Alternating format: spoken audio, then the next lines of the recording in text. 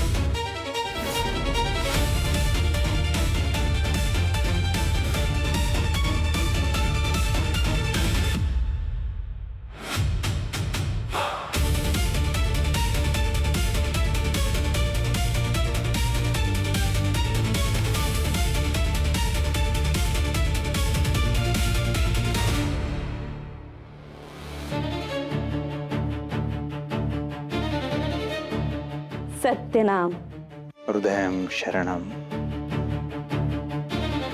देव माणसाचा। जय जयकार असो। तुम्ही एवढ्या मोठ्या संख्येने इथे आलात, खरं तर माझा ऊर भरून येतोय।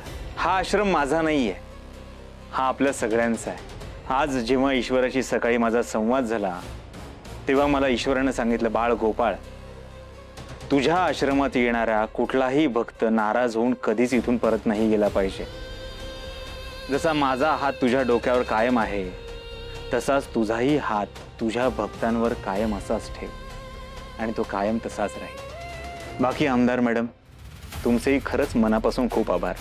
तुम्ही तुमच्या एवढ्या व्यस्त दिनक्रमातून वेळ काढून आश्रमाच्या लोकार्पण सोहळ्यासाठी इथे आलात, त्याबद्दल मी मनापासून आभारी आहे। बाकी हा आश्रम उभा राहावा म्हणून आपले हरिश्चंद्र हजारे यांनी खूप मेहनत घेतली, त्यासाठी त्यांचेही खूप आभार। बाकी माझा मित्र परिवार, मंगेशजी, जितेंद्रजी, लंकेश्वरजी, झुंजारजी, अमिताभजी, या पण तुमचेही खूप आभार. माझे घरचे मंडळी आहेत, त्यांना विसरून कसं चालेल. तुम्हा सगळ्यांचे खूप आभार. खरं तर आज मी फार काही बोलू शकणार नाही. एवढंच म्हणेन, भगवंताला शरण या, मला शरण या आणि तुमच्या सगळ्या चिंता विसरा. धन्यवाद.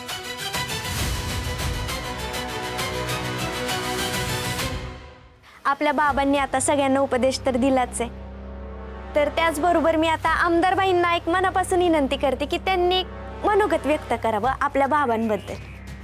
या.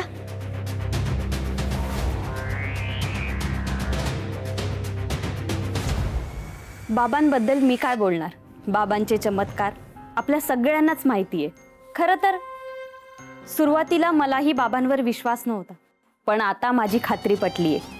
बाबांचा जन्म हा लोकांची सेवा करण्यासाठीच झालाय, म्हणूनच मीही बाबांची भक्त झाले. जशी बाबांची महती आपल्याला कळली आहे, तशीच लवकरच बाबांची महती, कीर्ती जगभरात पोहोचेल अशी मला खात्री आहे. जगभरातून लोक बाबांना भेटण्यासाठी इथे येतील. बोला देव माणसाचा जय जयकार असो. बोला देव माणसाचा. एवढं बोलून मी माझे 2 शब्द संपवते. बाबा आशीर्वाद असू द्या. निघते आता. सत्यनाम. शरणम हृदयम.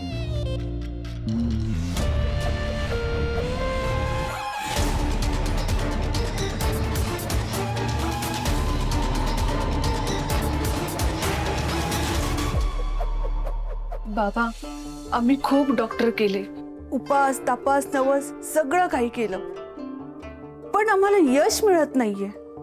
आमच्या घरात पाळणं हलत नाहीये. बाबा, आता तुम्हीच यावर काहीतरी उपाय द्या. या सगळ्याला पूर्ण वैतागलोय आम्ही. काळजी करू नका, मी आहे ना. काहीतरी उपाययोजना नक्की करू. होणार, सगळं ठीक होणार. त्यासाठी 1 मिनिट डोळे बंद करून ईश्वराचं नामस्मरण करा.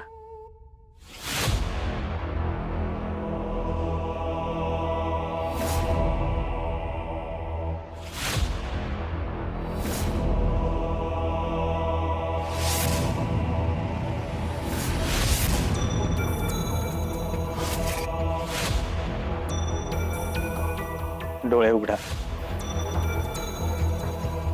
तुमचा हात हातात द्या.